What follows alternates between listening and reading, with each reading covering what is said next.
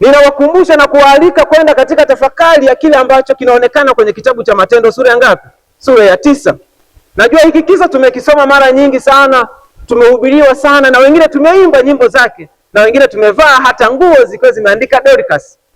Lakini huyu mama anatambulika ya kwamba aliishi katika mji wa wapi? Mji wa Yafa. Na alifahamika na sifa yake kubwa ilikuwa ni matendo mema, ambayo jina aliitwa Tabitha ama nani? Ama Dorcas.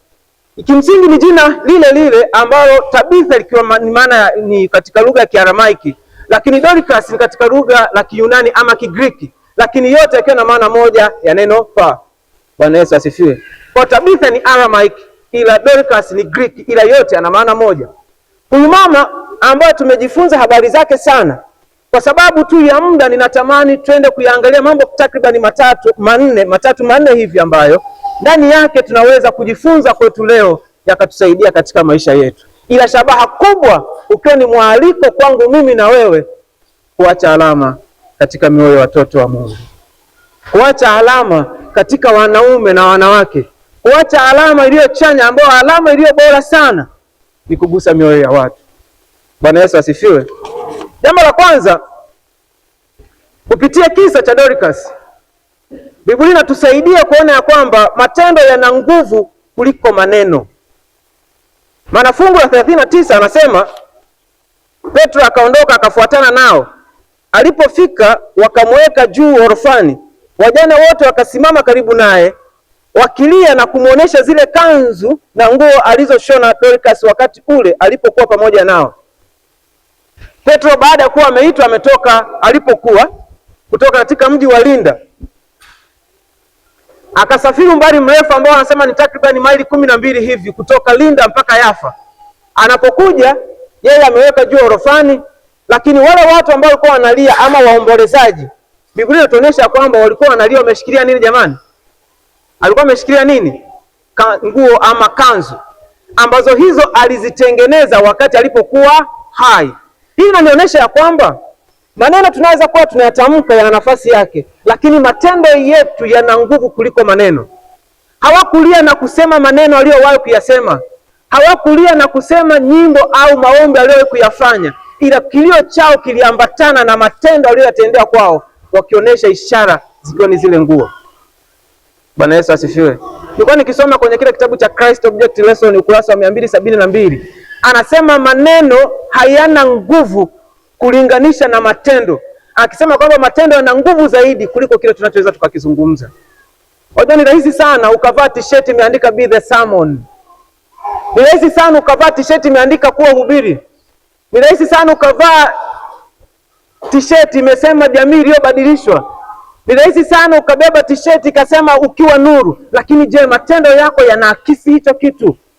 Wakati fulani mtu mmoja unaweza ukashangaa, pamoja na t-shirt aliyoivaa ila matendo anayoyatenda vinafanyaje?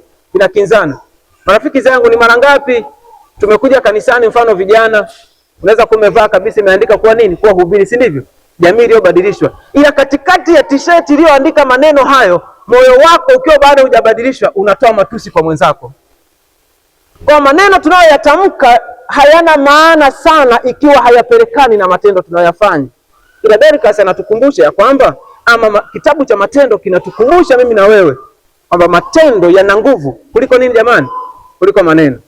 Kwa badala ya kung'ang'ana kusema ya kwamba mimi ni Mwadventista msabato, hatuna haja ya kutengeneza mabango makubwa sana, hatuna haja ya kuwa na matisheti yenye maandishi makubwa sana, ila maisha yetu yanapaswa nionyeshe mimi ni mcha Mungu.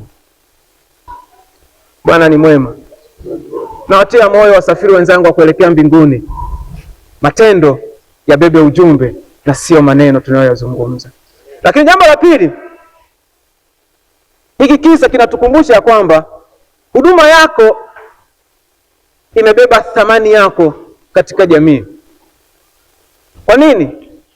Baada ya kuwa Dorcas ameugua, amelalwa au amefikwa na umauti, kwa sababu ya kile alichokuwa anakifanya, kwa sababu ya huduma yake ya kugusa maisha ya watu, watu walilazimika kuwatuma watu wamekwisha kumuosha kama desturi za Kiyahudi, wamemlaza, lakini wanasema Hebu kwa sababu tumesikia Petro yuko karibu, yuko wapi?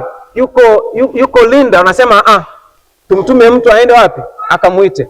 Ambao anasema ni takriban alitembea ni maili tunazungumzia 12 ambao ni zaidi ya kilomita 14 na sehemu kuendelea. Kwa wanaamua kumtuma wajumbe wawili wakamuite Petro kwa sababu ya nani? Ya Tabitha. Ila kwa nini wanakuja kwake?